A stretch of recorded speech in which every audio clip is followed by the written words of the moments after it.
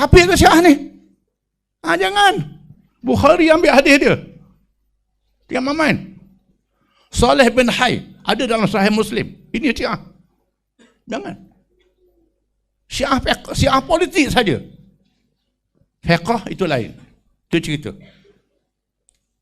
Ada orang buat kajian. Syiah yang melampau di era ni ada 3% saja. 3% saja. Yang ada melampau. Dengan sebab itulah Malaysia panggil orang tanding musabaqah Quran. Jadi Johan pula tu. Satukan orang Sunni dan Syiah. Saya belajar di Saudi. Masa saya belajar dulu orang Syiah pergi buat haji, dia semayang berasingan. Dia semayang berasingan pokok dia. Khomeini mengarahkan supaya orang Iran semayang semua dengan ahli sunnah di Masjid Mekah. Dia arah begitu. Kemudian masih ada ulama-ulama Syiah yang mencaci sahabat, mencaci isteri Nabi. Khamenei yang ganti Khomeini bagi fatwa haram caci sahabat dan caci isteri-isteri Nabi, dan dia bertindak terhadap orang yang mencaci sahabat ini. Ini tak disiarkan. Tak disiarkan. Pertama tentang muktamar di Iran. Muktamar Iran, muktamar Palestin. Bukan muktamar mazhab Sunni Syiah. Muktamar Palestin. Ia dihadiri oleh wakil-wakil bergerakan Islam dan negara-negara umat Islam. Hadir, dan satu slot tu duta Malaysia pun nanti. Jadi Syiah lah dia. Tidak. Kita bincang tentang Palestin, tentang Baitul Maqdis. Kerana hari ini tidak ada negara yang berani melawan mereka ni, mereka Iran, dia Syiah. Jadi Sunni tak berani. Dan kita kena faham sedikit tentang latar belakang gerakan Islam sedunia. Bila jatuhnya khilafah Uthmaniyah di awal abad yang lalu, muncul seorang mujaddid Jamaluddin Al-Afghani yang asal dia daripada Afghanistan. Dibuang ke Iran, dibuang ke India, dibuang ke Mesir. Masa di Iran, dia melahirkan anak-anak murid dia di Iran. Di India, melahirkan murid-murid dia di India. Bila dibuang ke Mesir, melahirkan murid-murid dia di Mesir. Di Iran munculnya Ayatullah Kashani, pemimpin gerakan Islam di Iran. Dia mati, lahirnya Khomeini, anak murid dia, Nawab Safawi, pemimpin Harakah Islamiyah, untuk mengembalikan semula kekuasaan umat Islam tanpa mengira mazhab. Asalnya begitu, kena faham. Di India munculnya Maududi dan lain-lain, hasil murid-murid Jamaluddin Al-Afghani. Di Mesir Muhammad Abduh, Rashid Ridha, dan muncul Hasan Al-Banna mencetuskan gerakan Islam di Mesir. Di Asia Tenggara juga ada yang belajar India, belajar Mesir, balik. Maka muncullah kumpulan-kumpulan Islam di seluruh dunia. Tanpa mengira mazhab, asalnya begitu. Yang laga-laga mazhab ni penjajah.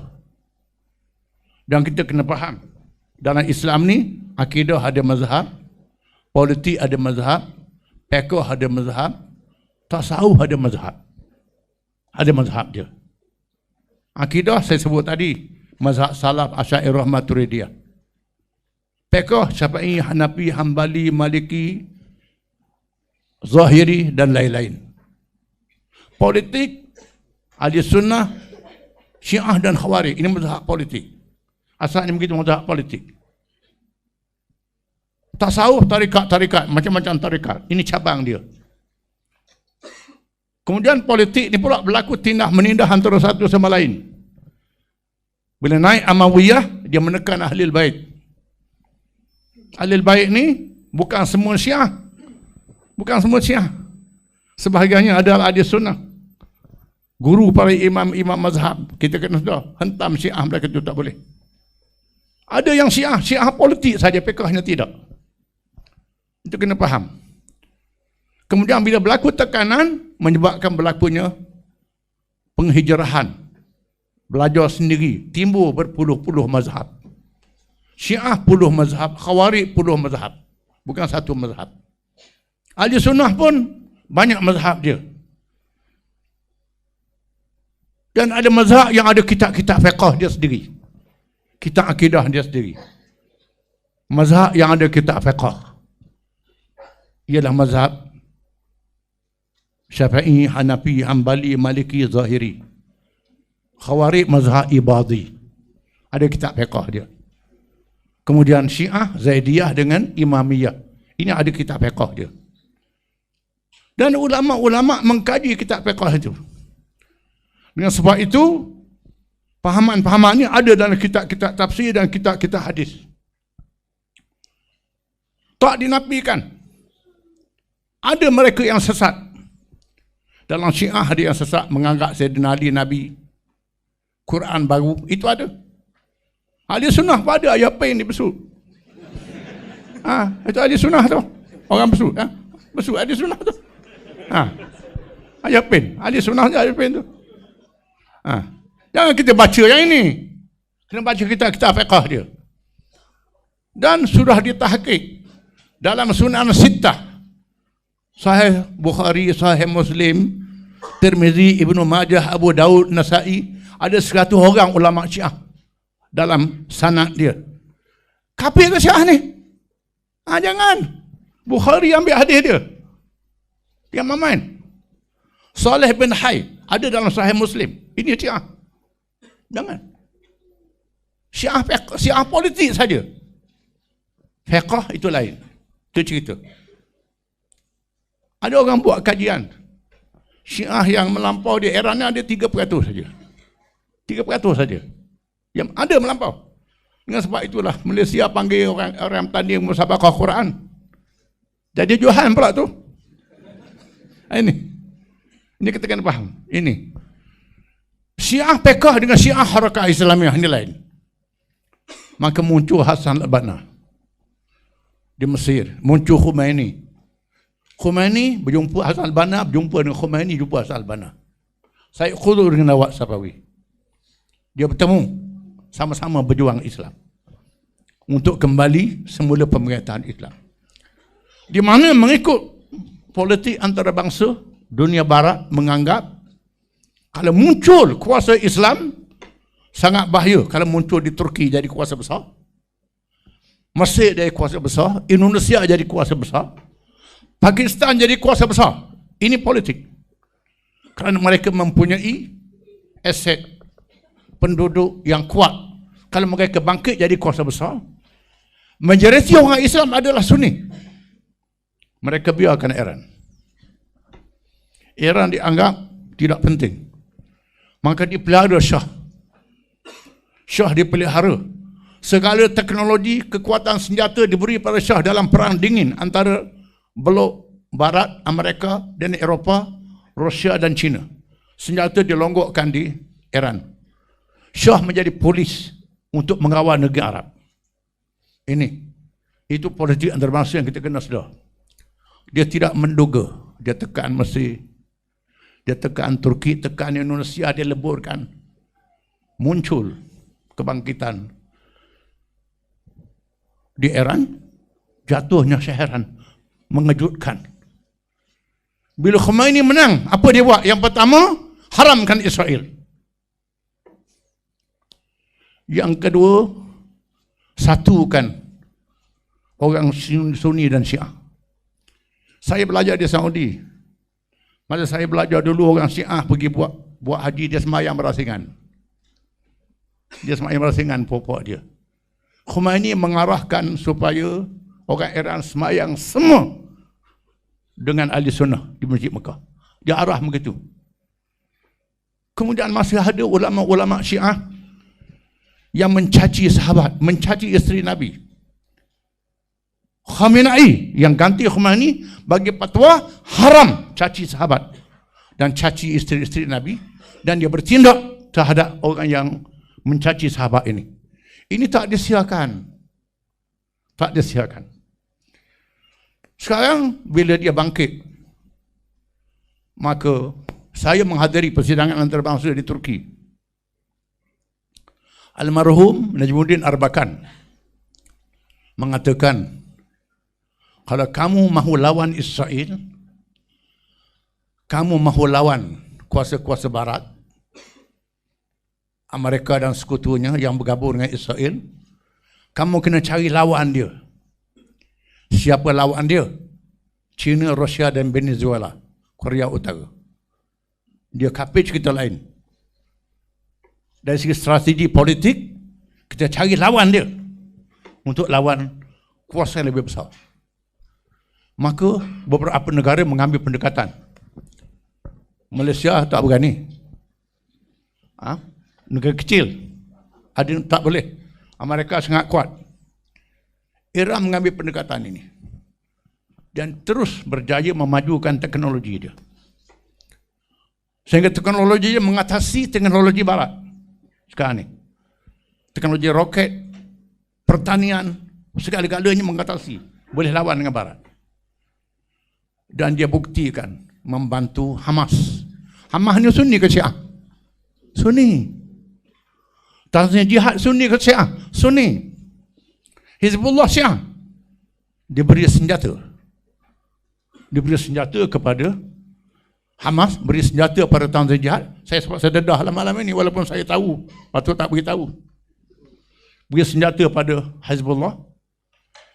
Dan senjata ni tak boleh dilawan oleh Israel. Segala senjata yang mereka gagal menghadapi ini. Sekarang bagaimana? Senjata ni lalu ke mana? Lalu ke Yaman, lalu ke Sudan, lalu ke Mesir, lalu ke Syria, lalu ke Iraq. Caranya kacaukan negeri ini. Dihura-harakan Mesir, dihura-harakan Yaman, dihura-harakan Sudan, dihura-harakan Syria, dihura-harakan Iraq. Caranya apa? Caranya yang pertama, mazhab. Kata Kissinger, kata Gondolaras, Sunni kena lawan Syiah. Maka kami sanggup tolong. Maka bangkitlah gerakan untuk lawan Syiah di Syria. Lawan Syiah ni, lawan Kurdis. Kalau tak ada Syiah, lawan Kurdis. Lawan. Sanggup bagi senjata untuk mencetuskan peperangan proksi ataupun al-harbul wakala. Saya terpaksa bercakap politik antarabangsa sikit. Perang menjadi wakil dengan mereka membekal-bekalkan senjata kepada ini, termasuk di Afghanistan. Mereka yang buat Taliban, mereka yang buat ISIS, mereka yang bagi senjata. Ada anak-anak muda kita yang gila-gila nak berjihad ni pergi. Boleh pistol, boleh senapang, M16 suka sangat. Cukup dah. Boleh kereta kebal. Amerika punya senjata apa? Roket Tomahawk macam-macam nama. Boleh tembak 2,000 km. Boleh tembak 5,000 km. Boleh tembak ini. Taliban di Afghanistan tujuannya untuk sekat mujahidin, menubuhkan negara Islam. Taliban bangkit. Taliban ni Taliban, budak-budak pondok. Mana Taliban ni? Budak-budak pondok yang tak mengaji tinggi. Semangat tinggi. Dia beri senjata, suka sangat. Maka lawan Taliban dengan mujahidin, menang Taliban. Bila Taliban tidak berfungsi lagi, dia hantar roket berkapal. Hantar. Hapuskan Taliban. Dia ambil alih lasik orang dia. ISIS pun sama juga. Bila habis peranan dia, bunuh Baghdadi. Bunuh ni. Letakkan orang dia. Sekarang ada tentera Amerika di sepadan Iraq dan Syria kerana dia kawasan minyak di situ. Ini strategi. Kalau Israel tak selamat, di sini ada kedudukan dia untuk selamatkan Israel. Ini kita kena faham dari segi kedudukan antarabangsa. Caranya ialah gunakan kaedah Sunni lawan Syiah.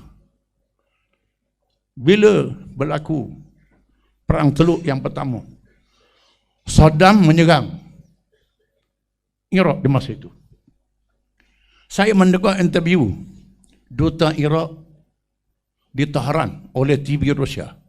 Saya dengar TV antarabangsa ni. Sekarang ni ada internet. Interview antara TV Rusia dengan Duta Iran di Taman Shah. Mereka membuat ramalan revolusi Islam di Iran akan menjatuhkan Shah. Mesti cari penyelesaian untuk selamatkan keadaan. Kalau di Mesir mereka berjaya kalahkan Ikhwan dengan tentera. Negeri lain gunakan tentera untuk sapu Ikhwan. Di Iran macam mana nak buat? Gunakan komunis. Gunakan tentera. Tetapi orang Iran ni dia cerdik. Cerdik orang Iran ni. Baru dia Syiah, memang dia bijak orang Iran ni. Dia bijak-bijak. Dan sebab itu kalau saya baca surah Jumaah, wa akharuna min dunihim, dan surah Muhammad, dan kaum yang lain yang akan mengganti kamu. Ada hadis dalam kitab tafsir. Sahabat tanya, manhum ya Rasulullah, siapakah mereka? Masa itu Salman Farisi ada dekat Nabi. Nabi kata, innahum min qaumi hadha. Mereka kaum ini. Lau kana ad-din bis Suraya lanalahu rijal min al-Furs. Kalau agama tu di Parsi, golongan ini akan menegakkan agama. Ini Nabi sebut dalam hadis. Kemudian balik pada temu ramah duta Iraq di Tehran dengan TB Rusia. Kami perlu mencari orang yang sanggup menyerang Iran kalau berlaku revolusi Islam. Iraq lah yang paling sesuai. Jumpa dengan Presiden Ahmad Hassan Al-Bakar, Presiden Iraq di masa itu. Al-Bakar kata, saya tak sanggup. Kalau perang rakyat Iraq menimpa bala dan bencananya, saya tak bersedia. Jumpa Saddam kata dia bersedia. Maka dia gulingkan Ahmad Hassan Al-Bakar, dia naikkan Saddam. Revolusi berlaku tahun 79. Lepas itu Rusia menawan Afghanistan. Saya ingat, saya Melayu yang tak lupa. Rusia tu lawan serang Afghanistan. Kemudian Saddam menyerang Iraq. Semua negara Arab menyokong. Sokong Saddam. Ini bahaya Syiah. Serang. Walaupun Khomeini kata kita lawan Israel, hentikan mazhab, lawan Israel, hentikan mazhab. Kita ini bahaya Syiah. Serang. Oleh kerana senjata mereka banyak tu, logok banyak sana. Dan orang Iran ni berani, sanggup mati. Senjata banyak, gagal. Saddam Hussein guna senjata untuk serang Kuwait, untuk dapat minyak banyak lagi. Akhirnya Saddam Hussein dihapuskan. Masa itu kita menyokong Iran. Menyokong Iran. Rakan-rakan Arab kata, ini Syiah, jadi Syiah. Tidak, bukan Syiah. Ini percaturan politik yang kita faham. Tidak, percaturan politik yang kita faham. Saya pergi ke Geneva, berjumpa dengan Dr. Syed Ramadan menantu asal Lebanon. Beliau mengatakan, saya sebagai seorang tua yang faham politik, saya sangat sedih bila rakan-rakan daripada Ikhwan menyokong Saddam. Pergi muktamar di Saudi bagi bit Samsonite satu seorang, terus Syiah kafir dapat satu bit Samsonite. Dia kata kat saya, berapa harga bit tu saya tak tahu. Dapat itu je. Jadi kami ada sikap kami sendiri dalam masalah ini. Kemudian bila Saddam menyerang Kuwait, mereka menyerang Saddam. Masa itu kami menyokong Saddam kerana lawan Amerika. Ini politik. Kita tak setuju campur tangan Amerika. Tak setuju. Dan kami buat rombongan. Pimpinan gerakan Islam buat rombongan, saya ikut rombongan itu. Berjumpa dengan Saddam, berjumpa dengan Ayatollah Khamenei, Rafsanjani, berjumpa dengan Raja Fahad, jumpa Raja Hussein, berjumpa dengan Raja-Raja, jumpa dengan Wak Sarif, minta jangan undang mereka datang. Selesaikan sendiri masalah kita umat, masalah umat, bukan jemput asing. Jangan begitu. Ini. Saya pergi ke Saudi, saya masih ingat lagi. Mari seorang pensyarah, tak boleh sebut nama dia lah. Pensyarah orang akademik lah. Dia mengiringi saya melawat Saudi. Dia kata, Ustaz, kita mestilah kena minta mereka tolong untuk lawan Saddam. Saddam ni bahaya sekarang. Saya kata, kalau kita mengaji ilmu fiqh lah, Kalau pencuri datang nak masuk rumah kita, kita tak mampu nak lawan, ada jaga sebelah tu Yahudi. Kita tak tolong jaran Yahudi ni untuk lawan pencuri ni. Apa salahnya nak lawan pencuri masuk rumah kita? Saya kata, kamu minta tolong dengan perampok. Nak lawan pencuri, perampok datang. Saya kata begitu. Bagi perampok, itu salah, lebih bahaya lagi. Ini tidak boleh. Tapi mereka tak dengar cakap. Tak dengar.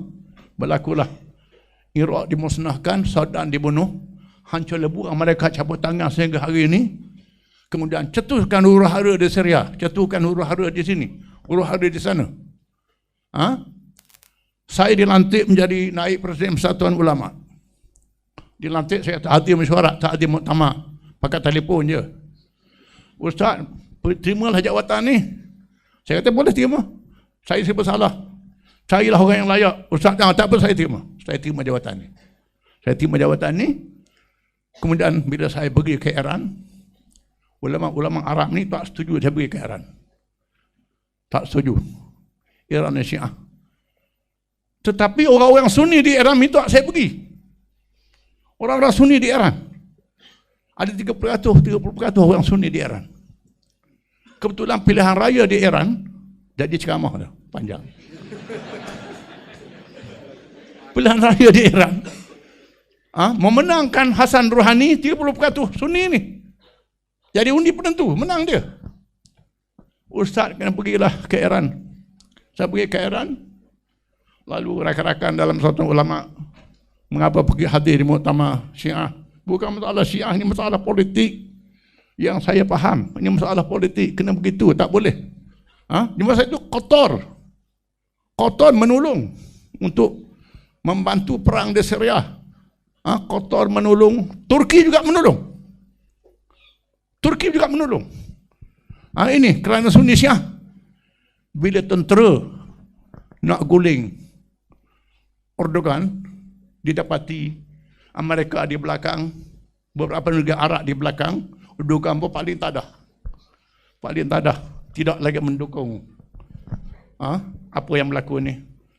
Qatar juga sokong Turki berbaik dengan Iran. Jadi begitu. Rupanya begitu. Ini politik. Balik pada muktamar yang saya sebut tadi. Sebahagian besar yang hadir muktamar itu ialah pejuang-pejuang Palestin. Bahkan pemimpin Palestin untuk nak beritahu Ismail Haniyah terpaksa daripada Gaza pergi ke Mesir nak minta visa, nak pergi muktamar ni. Biarlah Mesir marah pun, saya nak dedah. Dia menetapkan syarat, awak boleh keluar tapi jangan pergi Qatar, jangan pergi Iran, jangan pergi Turki. Tak nak pergi mana? Semua negara lain kalau pergi kena tangkap. Ini dia. Ini suasana kita hadapi pada hari ini. Jadi sekarang kita kena sedar bahawa masalah Sunni Syiah ni bukan satu masalah yang tajam sangat, masalah kita nak lawan Israel. Saya menyertai rombongan jumpa dengan Hasan Nasrullah, Syekh Agung Hizbullah, bersama dengan Dr. Yusuf Qaradawi, bersama dengan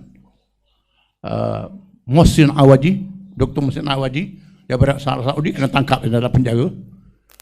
Daripada Algeria, kami berempat pergi berjumpa Hasan Nasrullah, jumpa untuk menyokong Hizbullah melawan Israel.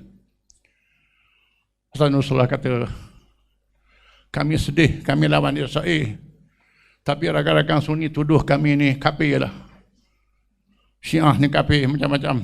Beginilah, mari kita lawan Israel dulu, lepas tu baru lawan Syiah. Dikata ke Syekh Qaradawi, mari kita lawan Israel dulu, lepas tu bunuh kami Syiah ni, baru kita perang. Ini, lepas tu kita hadap Israel dulu. Ini kena faham. Yang suruh lawan Syiah ni mereka, Henry Kissinger, Condoleezza Rice, Colin Powell, bekas jeneral mereka, menasihatkan Arab supaya lawan Syiah, kami sanggup tolong orang Sunni. Lepas tu barulah kerajaan, lepas tu barulah syekh-syekh bagi petara. Ustaz-ustaz sini pun ikut syekh di sana.